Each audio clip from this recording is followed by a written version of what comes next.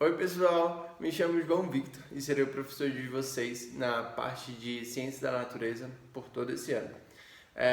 Espero que nossa caminhada seja simples. Alguns alunos já me conhecem do ano passado, já foram meus alunos, então sabem um pouco da metodologia que eu utilizo para ensino.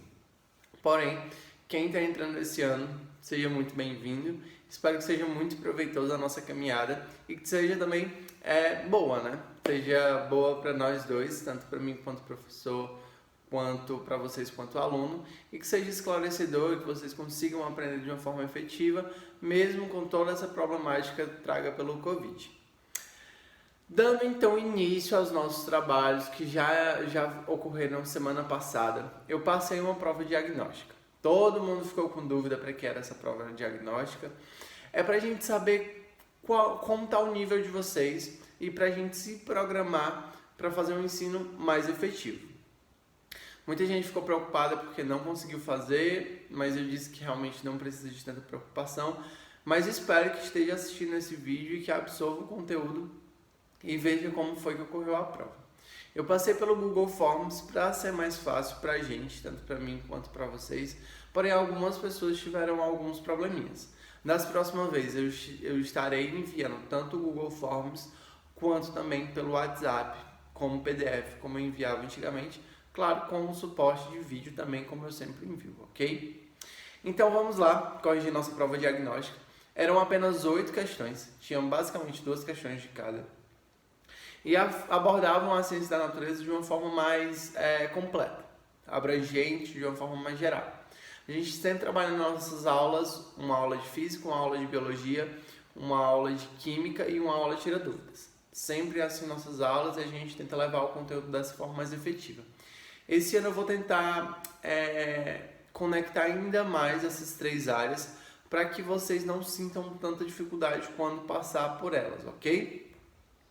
Vou pegar aqui meu mouse e vamos lá. Primeira questão. Ela pergunta: o termo matéria utilizado no estudo das ciências da natureza pode ser entendido por... A gente estudou muito matéria no passado e matéria nada mais é do que tudo aquilo que ocupa um espaço. A gente debateu muito sobre matéria e até de forma presencial. Ou seja, voltando a esse termo matéria, é tudo aquilo que sim ocupa um espaço, possui volume e massa. São exemplos de matéria tipo árvore, as estrelas, o ar, a cadeira, uma bicicleta, tudo isso é exemplo de madeira. E a gente fica muito confuso em relação ao ar, se o ar é matéria. Sim, o ar é matéria. Ele ocupa espaço, tem um volume, então sim, ele é constituído de ali basicamente, ele é uma matéria no caso. A matéria ela é constituída basicamente de partículas atômicas, ou seja, de átomos. E esses átomos possuem prótons, elétrons e nêutrons, ok? Basicamente isso é matéria. Então, voltando para a questão, ele perguntou: o termo utilizado no estudo da ciência da natureza pode ser entendido por... Letra A. Matéria é qualquer coisa que seja apenas sólido e esteja presente no meio. Não necessariamente. Então, está errado. Letra B. Matéria é tudo que podemos tocar e ver. Tem que ter um corpo para representar espaço. Não, também não necessariamente tem que ter um corpo para representar espaço. Letra C. Matéria é tudo que ocupa um lugar no espaço e apresenta massa. Além dessas características, ela também pode ser encontrada na natureza em 3 formas de estado físico. Letra C, então, é a letra correta. Mas vamos lá. Letra D. Matéria é o sólido palpável. Não necessariamente. Não, a gente não precisa pegar na matéria para que ela seja matéria. Matéria é apenas o meio em que vivemos. Não fazemos parte dela. Também está errado. Nós somos feitos de matéria. E tudo que também está no nosso meio, está ao nosso redor, também é matéria. Então, nessa primeira questão, a resposta correta seria a letra C. Próxima questão. Dentre os fatores primordiais de estudo do homem, podemos considerar a energia fator primordial para a sobrevivência. Podemos definir energia por... Lembrando de forma conceitual do estudo de física que energia é um conceito extremamente importante e representa a capacidade de produzir trabalho. E trabalho, nada mais, nada menos, é aquilo que tem ali um certo tipo de movimento.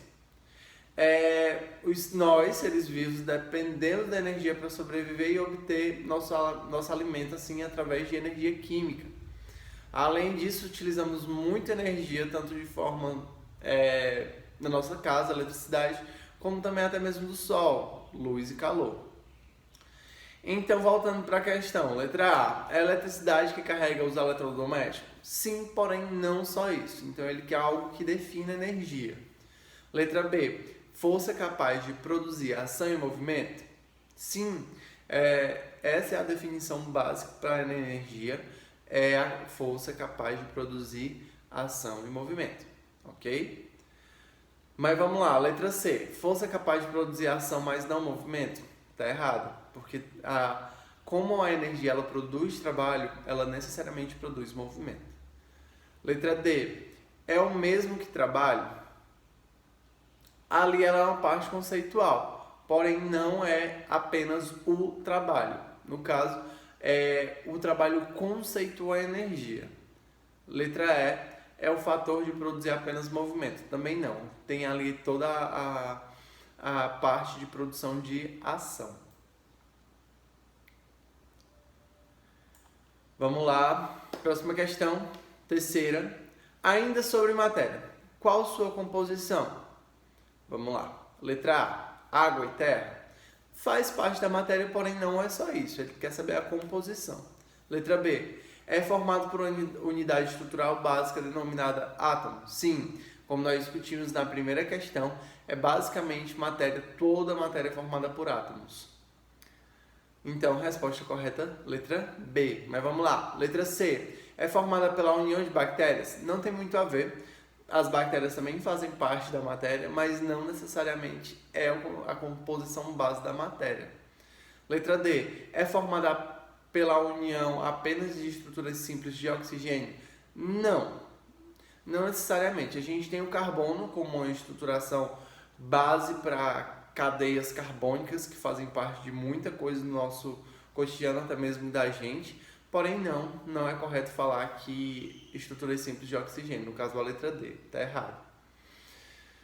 Letra E, não é produto do meio. Também não é correto afirmar isso, até porque na natureza nada se perde, nada se cria, tudo se transforma. Então a matéria é continuidade do meio. Quarta questão, ela pergunta, quais são os estados da matéria? Letra A, sólido e líquido. Letra B, sólido e plasma. Letra C, sólido, plasma e líquido. Letra D, sólido, líquido e gasoso. Letra E, sólido e gasoso. Nesse caso, a gente está avaliando como a matéria está na natureza. Então, a gente consegue encontrar matéria sólida, matéria líquida e matéria gasosa. Isso é fato. Então, seria correta a letra D. Lembrando que o estado da matéria vai depender muito da energia cinética, ou seja, do movimento das partículas e como elas estão se portando ali no meio. Um exemplo disso, a água. A água possui os três estados. A gente tem o gelo, no caso sólido, o líquido, que seria a água líquida, e o gasoso, que seria nosso vapor, nosso gás, as nuvens. Então, quanto mais agitada estiver as nossas partículas de água ali, mais mobilidade elas vão ter e o fator vai variar. Quanto mais parada, mais estático vai ser o seu estado físico. Por exemplo, quando a água está no estado ali sólido, as moléculas elas estão bem unidas e estão ali no movimento bem calmo, assim digamos. Já quando elas estão no estado líquido, elas já têm uma atividade maior de movimento cinético. Quando elas estão no estado gasoso, elas estão no ápice do movimento, ou seja, elas estão muito excitadas, elas estão meio que conturbadas, então elas conseguem ficar ali no estado gasoso. Quinta questão. Ao longo de sua história, o ser humano desenvolveu diversas formas de retardar a deteriorização dos alimentos por micro-organismos. Uma dessas formas consiste na retirada da água. Uma técnica muito utilizada pela indústria alimentícia para conservar o alimento através da retirada da água é... Letra A, adição de sódio, também conhecido como sal de cozinha. Letra B, embalagem a vácuo. Letra C, pasteurização.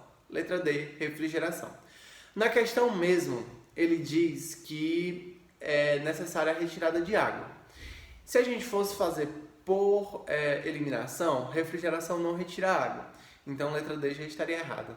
Pasteurização e embalagem a vácuo também não. A embalagem a vácuo ela retira todo o ar presente ali naquele meio e conserva o alimento por essa base.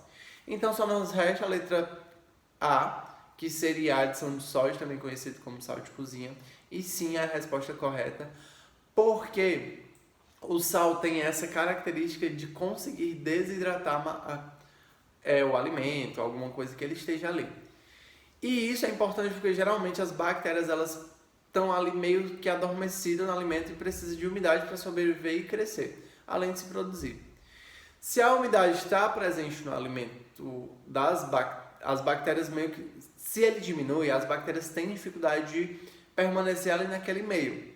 Então, assim, promovendo uma conservação daquele alimento de uma forma mais efetiva.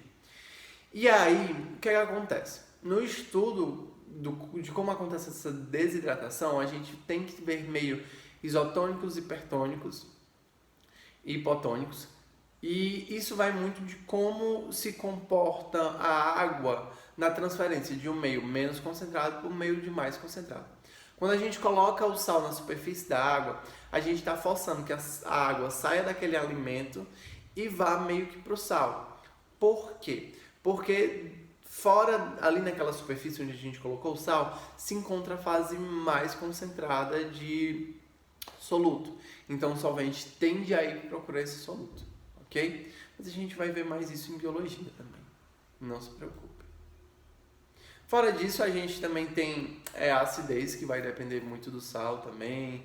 A gente tem uma parte aí de mudanças moleculares também, que vai influenciar em algumas coisinhas. Mas a gente vai ver isso mais futuramente. Sexta questão, também fácil. Algumas matérias são boas condutoras de calor. Dentre eles está o alumínio. As panelas são geralmente fabricadas com esse material, o que permite o cozimento dos alimentos com menor tempo e uma economia de gás. Além do alumínio, outro tipo de material eficaz na condução do calor é letra A, a borracha, letra B, o cobre, letra C, o vidro, letra D, a madeira, letra E, o plástico. Nesse caso, como a gente está falando muito de metais e ele deixou bem forte na questão que ele sim está falando de materiais metálicos, a gente teria a letra B como resposta correta. Até porque a borracha não é uma boa condutora de calor. Se a gente colocar uma borracha em um local com uma temperatura muito elevada, ela vai derreter. O vidro também não é uma boa condutora de calor. Corre se você colocar uma panela de vidro diretamente em uma chama, ela tende a se quebrar de uma forma muito fácil.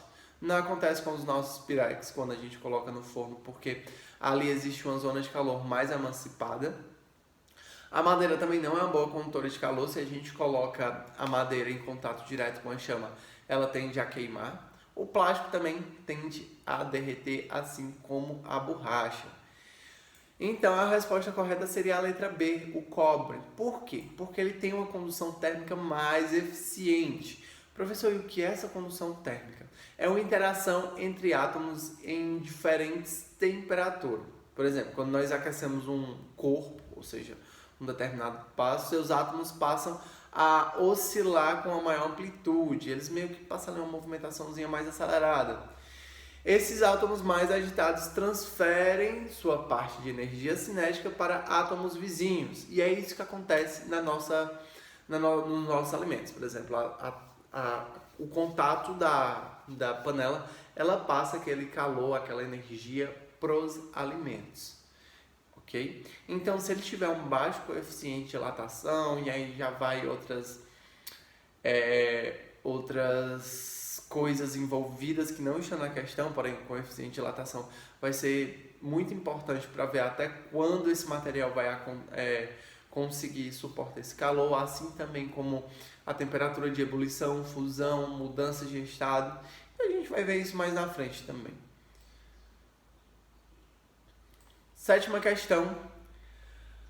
Dentre muitas utilidades da água, está o fator de ela participar do controle da temperatura corporal, nas aves e nos mamíferos. Sendo que nas aves a temperatura fica em torno de 40 graus, nos mamíferos varia bastante. No corpo humano, por exemplo, a temperatura gira em torno de 36,5 graus. Essa utilidade explica-se porque a água é uma substância que, de cara, ela já diz, apresenta resistência à elevação de temperatura. Porém, vamos ver as outras. Letra B, dissolve poucos tipos de substâncias, já não tem nada a ver com o que a questão pediu. Letra C, é classificado como substância pura simples. Beleza, mas não tem muito nada a ver com temperatura e com o que a questão pede. Letra D, possui uma natureza denominada apolar. Aí já está errado. Não é correto dizer que a água é apolar, até porque ela é polar. Então, letra B, letra C, letra D estão falsas. Voltando para a letra A, que seria a correta por eliminação. Por que ela é correta? Apresenta resistência à elevação de temperatura. Sim, como a gente já viu, a gente tem a água no estado sólido, líquido e gasoso. Isso fundamenta muito essa nossa resposta. Por quê? Eu preciso de muita energia para transferir do meio sólido para o meio líquido, assim como eu preciso de muita energia, ou seja, de muita temperatura, para transferir do meio líquido para o gasoso.